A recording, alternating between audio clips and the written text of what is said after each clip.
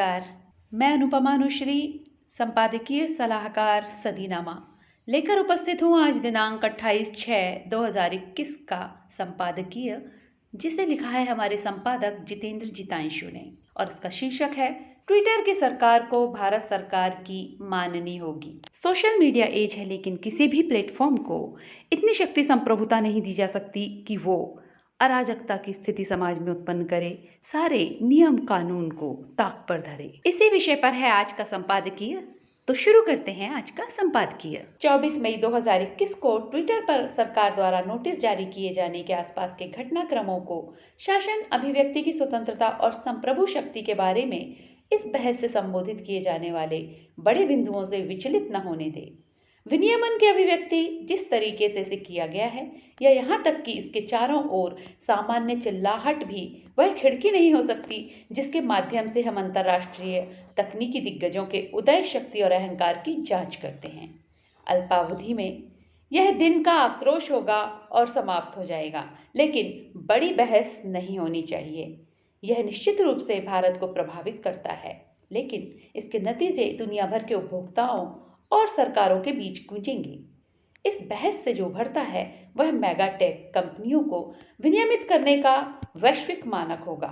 दूसरे शब्दों में, भारत सरकार ने ट्विटर की सरकार को संप्रभु कानून का पालन करने के लिए कहा है, न कि उसकी सनक भारत को अपनी कानून निर्माण और न्याय वितरण प्रक्रियाओं में अमेरिका की इस नीति को उलटने की अनुमति देनी चाहिए। यदि पात्र दोषी है तो उन्हें भारतीय जांचकर्ता जवाबदेह ठहराएंगे और भारतीय अदालतों में अपनी लड़ाई लड़ेंगे।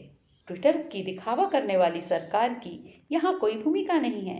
कोई भी वास्तविक आकार, कम से कम भारत सरकार, इस तरह के हस्तक्षेप को स्वीकार नहीं करेगी। अनुमानत नीति उपायुक्त कार्यालय के विशेष प्रकोष्ठ ने ट्विटर को एक नोटिस भेजा है। भारत लगातार चुनाव की स्थिति में है। 2022 में 2 प्रमुख राज्यों में चुनाव हैं और जनता सरकारों का चुनाव करेगी, जबकि 2024 में भारत में आम चुनाव होंगे। ट्विटर द्वारा किसी भी प्रकार के जोड़-तोड़ व्यवहार का मतलब व्यवहार को प्रभावित करना और भारत के लोकतंत्र में घुसपैठ करना होगा। हमें यह तय करने की आवश्यकता है कि क्या ट्विटर निजी सेवा वितरित करता है या सार्वजनिक। संरचनात्मक रूप से वे निजी कंपनियां हैं, वे सूचीबद्ध हैं, लेकिन प्रभावी रूप से उनकी शक्ति अर्थशास्त्र से आगे निकल गई है। आज ट्विटर द्वारा फैक्ट चेक पर भी सवाल उठाए जाते हैं और सरकार समर्थित वेब पोर्टल्स को समय समय पर शैडो बैन करते रहते हैं, जिससे उनकी जनता तक पहुंचने की क्षमता कम होती है। ट्विटर ने भारत के कानून मंत्री रविशंकर प्रसाद को भी अपने प्लेटफॉर्म से 1 घंटे के लिए बाध्य कर दिया था, क्योंकि उन्होंने ट्विटर को नोटिस भेजा था भारत के कानूनों का पालन करने के लिए। अन्य लोकतंत्र बाद में नहीं बल्कि जल्द ही शामिल होंगे। कल ट्रंप को हटा दिया गया था, आज पात्रा का नाम लिया जा रहा है। कल दुनिया में कहीं भी किसी भी नेता को वैचारिक रूप से, चयनात्मक और राजनीतिक रूप से हस्तक्षेप करने वाले इन प्लेटफॉर्मों की शक्ति के आगे घुटने टेकने पड़ सकते हैं। इसमें वे नेता शामिल होंगे जो आज इन कार्यों को सुविधाजनक रूप से प्रोत्साहित कर रहे हैं और इस प्रकार निजी कंपनियों को सरकारों की तुलना में अधिक वैधता और संप्रभु से अधिक शक्ति प्रदान कर रहे हैं।